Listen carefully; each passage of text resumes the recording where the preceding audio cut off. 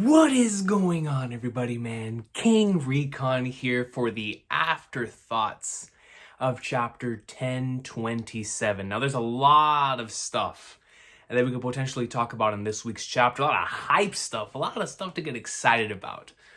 But in this video in particular, I really wanted to talk about the three situations that have now been presented in front of us in the roof feast battle between the goat with the coat and Hyakuju no Kaido, the situation with Momonosuke and Yamato and Onigashima falling on top of the flower capital, as well as now Zoro versus King that is now taking place outside. It's very interesting that all three of these are taking place outside.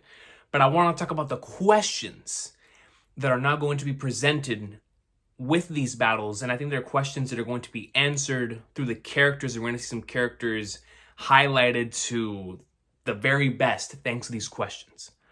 Now, what are these questions? Directly after or around the time that we're going to see the rejection of the Joy Boy title, as we've been talking about here on this channel, about Luffy rejecting the title of Joy Boy, specifically because, he always states who he is. He doesn't want that. He doesn't want any of these titles bestowed upon him. He is who he is. He is Luffy. He's gonna become king of the pirates, and he's stated that multiple times. So now, with that question in mind, we look back on chapter 923 when Kaido originally presented the question of king of what? You're gonna become the king of this? On what planet? On what Earth, boy? And that was once again presented in Roof Piece. And so I feel like when this question gets asked one more time, here, we're going to get to see the very best of both of these characters. Luffy, obviously, because the very best of him comes out whenever this is challenged. When it is challenged that he can no longer become the king of the pirates because of X, Y, and Z, we see the very best of his character. And in Kaido's case, especially in regards to his flashback, especially in regards to why it is that he's doing everything that he's doing, right? Because now when this idea comes about of what it means to become king, we're going to see it from two entirely different perspectives. In Luffy's case, he doesn't want to conquer the seas. He just wants to be the freest individuals. He wants to be the freest individual on it. He doesn't take these individuals as business partnerships. Law is not a business partner to him. He's a friend. You feel me? These individuals that have been with him on this journey, these aren't business partners. These aren't a means to get to the next step. These are genuine friends to this man. And so in Kaido's case, where it's not that, it is control, it is power, it is tactics, it is logic. But they both have the same desire. Luffy got an alliance with Law. It was friendship in Luffy's mind. In Law's mind at first, it wasn't really that. But in Luffy's case, I was like, nah, man, hey, let's go, bro. You were trying to go at it. And in Kaido and Big Mom's case, sure, it may be old friends, but they're ready to betray each other at a moment's notice. And so that desire, though, is still there for both of them. Both of them want to achieve this goal, as we've seen it multiple times. And in this arc, we've seen it in from Kaido's case. Chapter 999, in the New Onigashima project being brought up, obviously, he wants to create this crew of his by getting all the individuals under him and coming in with Big Mom, trying to go out and get the ancient weapon so they stand a chance against the SSG and the world government and all that stuff, so that they can have a clear-cut path to the One Piece, and of course leading to become king of the pirates. Now here's the thing when it comes to the concept of king in both of their minds. You see, Luffy just wants to become the king of the pirates, and that entails for him of just becoming the freest in the seas, taking his crew with him, having fun on the way. It's the adventure aspect, it's all of that. In Kaido's case, I wonder if that idea of defeating other individuals, bringing others on top of them, realizing what it takes in order to do such a thing, comes from his relationship with rocks. And it might come down to the flashback between Rocks and Kaido somewhere in this battle that might be brought upon by this question of what it means to be king. And when he sees the way that Luffy answers that question, it's gonna put some things in his mind. Like, was Rocks' way of doing things the right way, the wrong way? Because here's the thing. If Kaido knows one of two options, either that Rocks is dead, which is the of course the choice that is logical and seems like it makes the most sense, then he's gonna be like, hold on, this man wanted to become king of the world, then what did it get him? What did it get him? Because assuming that Rocks was the one that got betrayed in the way that's been discussed about, Kaido obviously knows about a pirate that got betrayed, whether it's him, whether it's Big Mom, whether it's Rocks, someone got betrayed. And so if betrayal led to Rocks' death with this ambition, with this desire, it's going to lead to that question of why would anybody want to do it in the first place? In Kaido's mind. Now then there's option B of if Rocks truly is the Messenger-sama, you know what I'm saying? He's going to be like, holy flag, especially if Kaido knows who this individual is, which is why he's amassing this army, and he's amassing the ancient weapons, and he's amassing the thing with Big Mom, because he knows beyond the SSG, there's one individual that they gotta take down. You know what I mean? And it's the Messenger-sama, if that truly is Rocks, somebody who actually became king of the world and whatnot. So, regardless of the answer, the question still remains the same in terms of what does it mean to become king to Kaido? Because we see all of the stuff that he has done right up until this point. We see how he goes about certain things, how he takes certain things seriously as the more fun that he has and whatnot. And I just wonder, as he's battling Luffy on this roof, and the two of them are throwing down, and he sees this side within Luffy, an individual who wants to become the king of the pirates, does not want to become the king of the world. It's two entirely different things. Wants to become the king of the pirates, but doing it in his own way. I wonder if that's going to lead Kaido to a moment of introspection, where he looks at his own journey and at his own life up until this point and question, could I have done things differently had I just had the same mindset as this kid? Could I have achieved everything that I wanted to achieve if I had the same mindset as this boy? Because he's someone who has the entire world blocked out. He's doing his own thing. He's doing what's best for him and what's best for his people. What's best for the Straw Hats.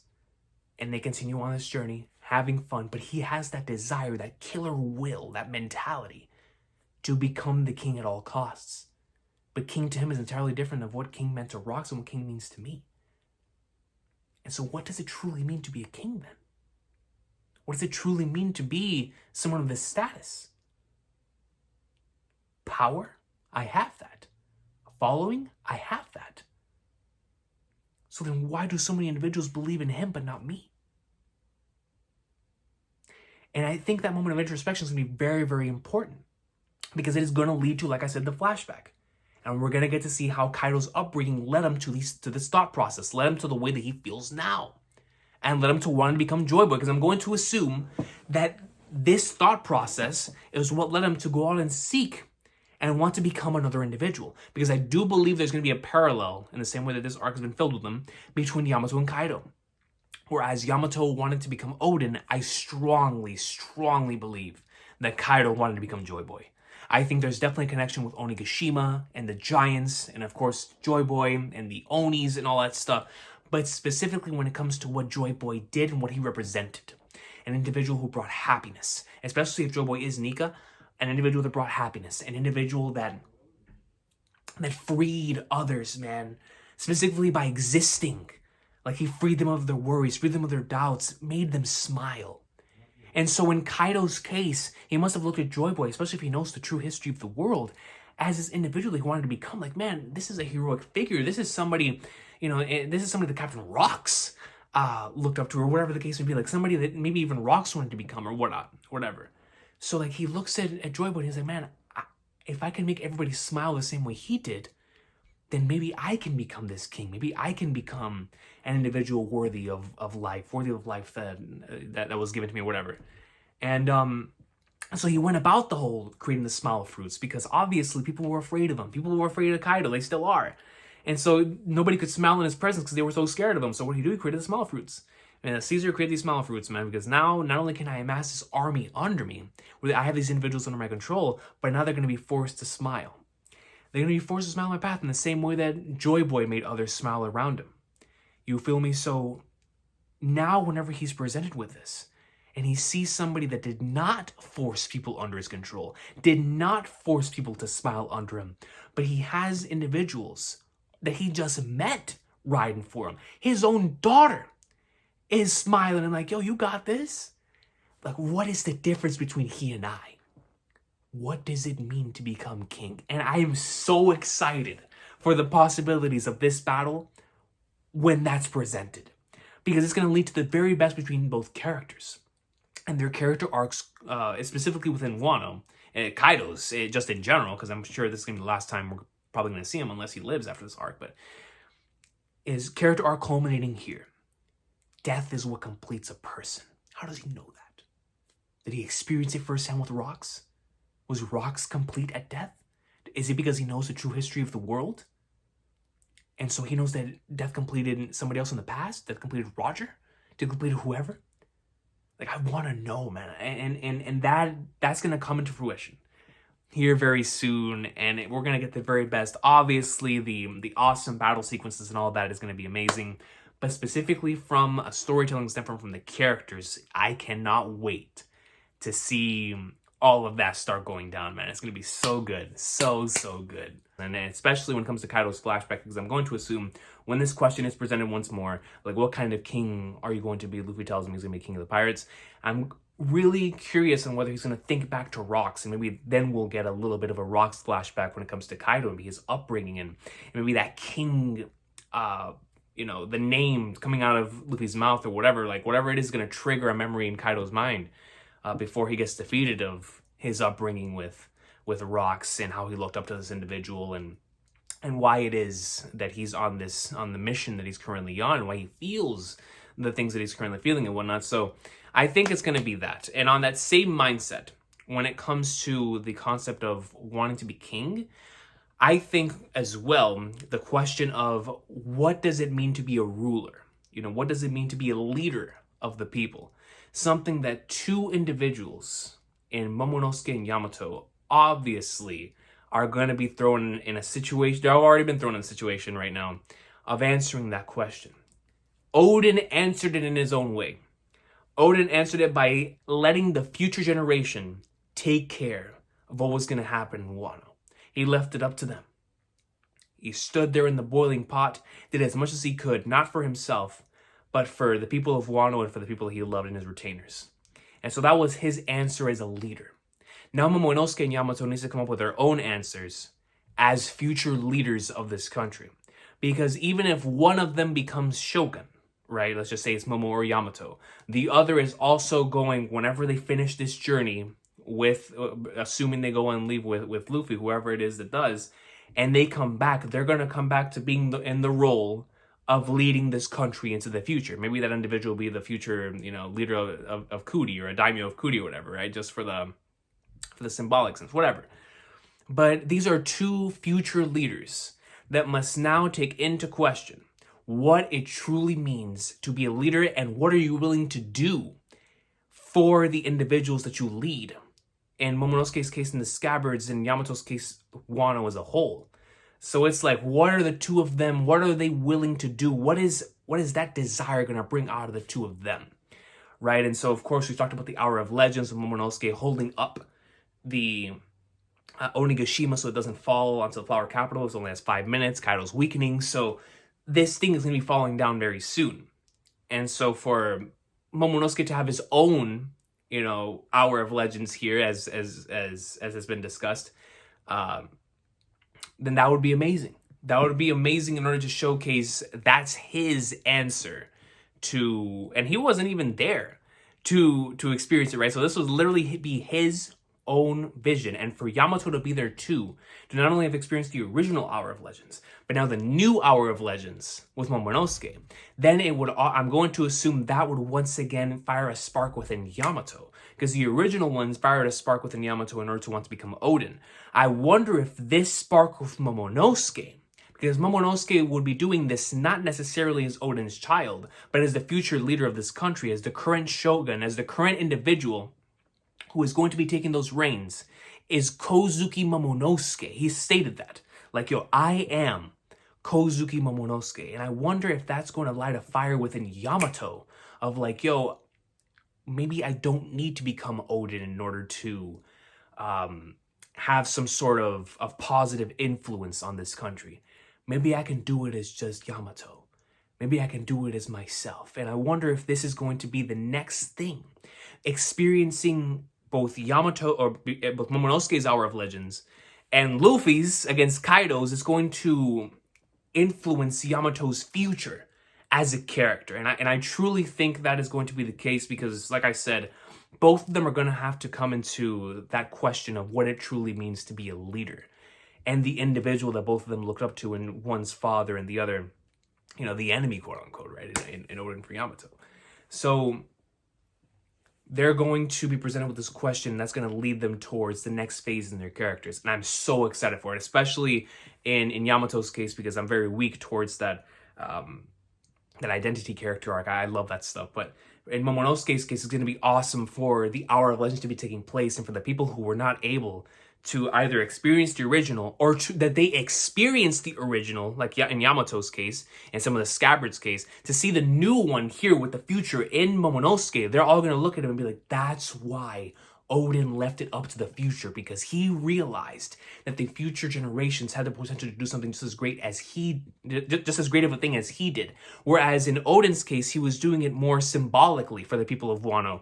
Momonosuke is literally doing it to save the people of Wano, with holding the flower capital over and above them. So I really hope we do get that Hour of Legends moment, because it would just make sense.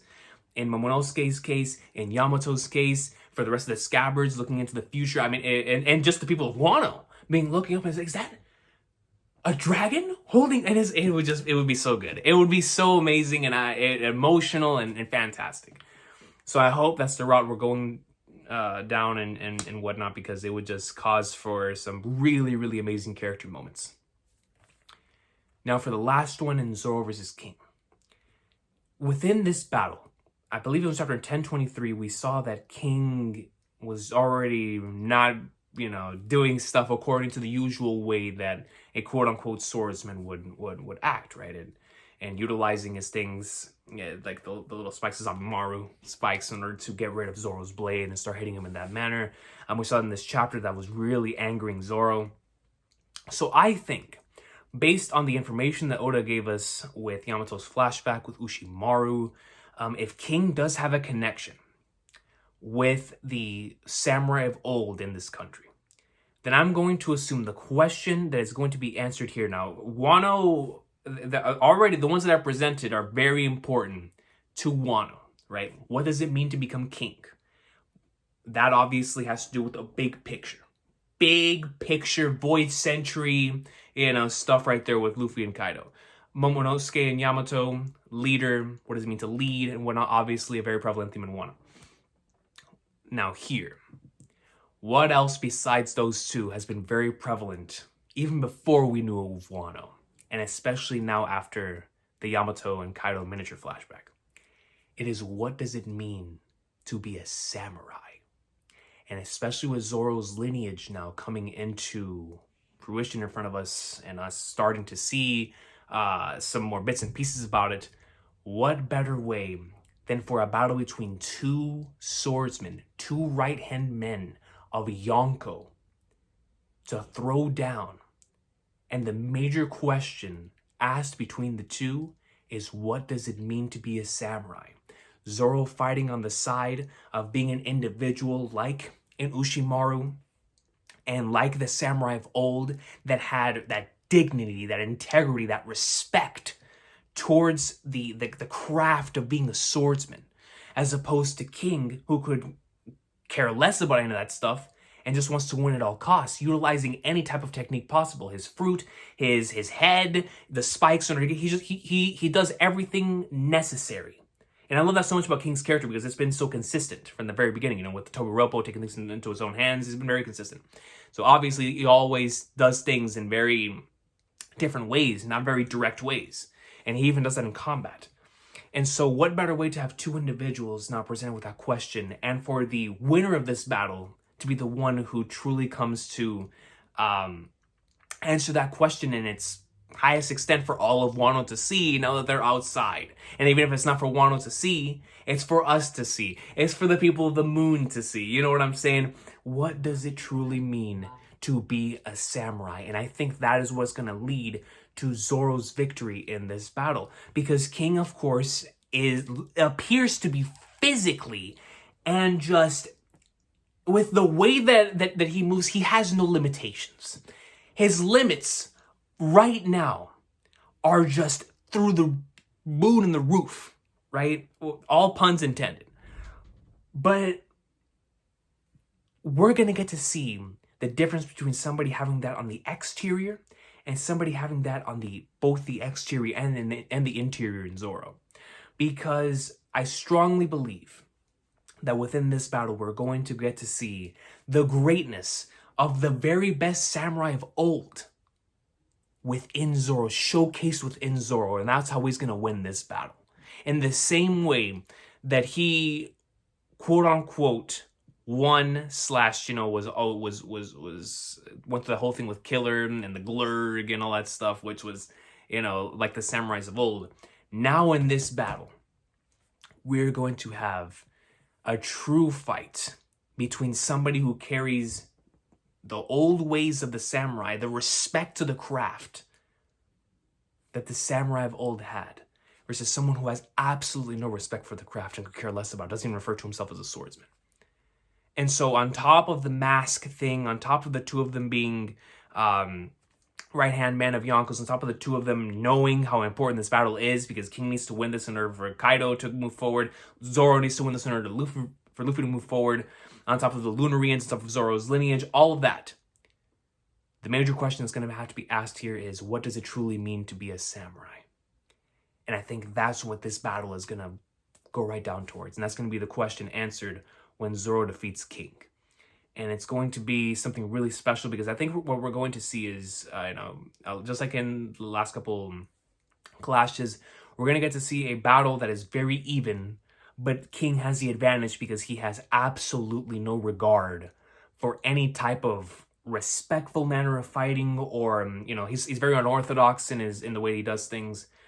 But the way that Zoro is going to prevail is going to be with the simplest and most minor of things that are only prevalent in those individuals that have that respect towards this craft and for the respect that he has towards the sword. And I think that's going to cause for some really incredible moments, considering what his goal and what his dream is. And it's going to cause for a moment of respect between the two, I strongly believe, because King's going to look at him and he's going to say, especially if he was involved with those individuals from back in the day, he's going to be like, man, you truly are a samurai of this country. And that's going to lead for Zoro to, of course, question exactly what Flying Thunder he's talking about. But then he's going to have that moment, just like Luffy's going to have that moment, and just like Sanji's going to have that moment, and rejecting the titles given to them by the other people. Luffy rejecting the idea of Joy Boy, Sanji rejecting the idea of being Judge's son, and simply being that. And then, of course, in Zoro's case, oh, you're a samurai of this country, my boy's going to be like, I'm the first man of the Straw Hats, my man. That ain't me. And it's going to be so nice. It's going to be so nice because it just showcases that these individuals are who they are, right? Like, they may be what these individuals tell them that they are, but they reject that idea to chase not only who they want to be, but who they actually are. It's like, you're right, I am this, but that's not who I am. Like, it may be a title, it may be a thing, but that title doesn't represent me. Like, I'm Zoro, I'm Luffy, I'm Sanji. That's who I am. I'm not Joy Boy, I'm not this Wano samurai, I'm not Judge's son. I am who I am. That's a very prevalent theme within this arc, right? With Yamato, Momonosuke, pretty sure we're going to see with Kaido. Very prevalent things. Stay true to yourself. And I think that's going to come into fruition here with Zoro in this King fight.